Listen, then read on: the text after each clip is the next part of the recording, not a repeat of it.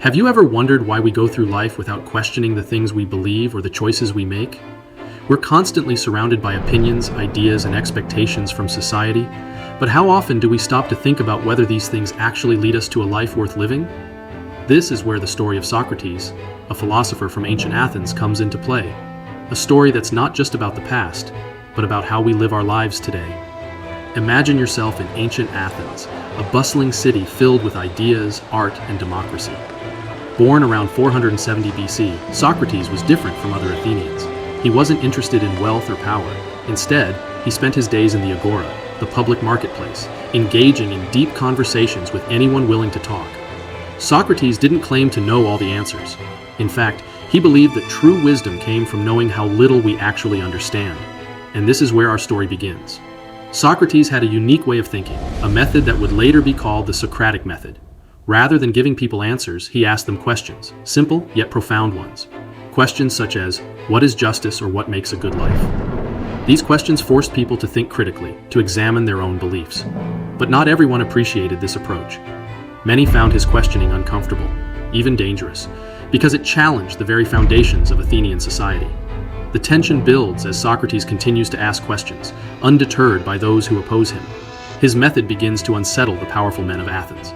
They saw him as a threat, someone who corrupted the youth and disrespected the gods. The stakes are high. Socrates was not just risking his reputation, he risked his life.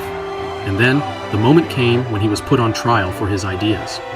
In the courtroom, Socrates stood accused of corrupting the minds of the young and introducing strange gods. But rather than defend himself with excuses, Socrates did something unexpected. He tells the jury that he would rather die than give up his pursuit of truth. At that moment, Socrates utters his famous quote, "The unexamined life is not worth living." This statement shocks the court. It's a bold, unapologetic defense of a life dedicated to questioning, learning, and seeking truth, no matter the cost.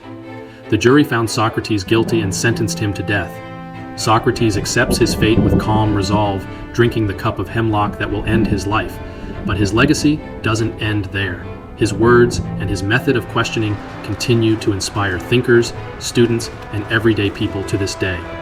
Socrates teaches us that it's not enough to go through life blindly accepting what we're told. We must examine our beliefs, our choices, and our lives to find true meaning. So, what does this mean for you? In today's world, where information is everywhere, it's easy to accept things at face value.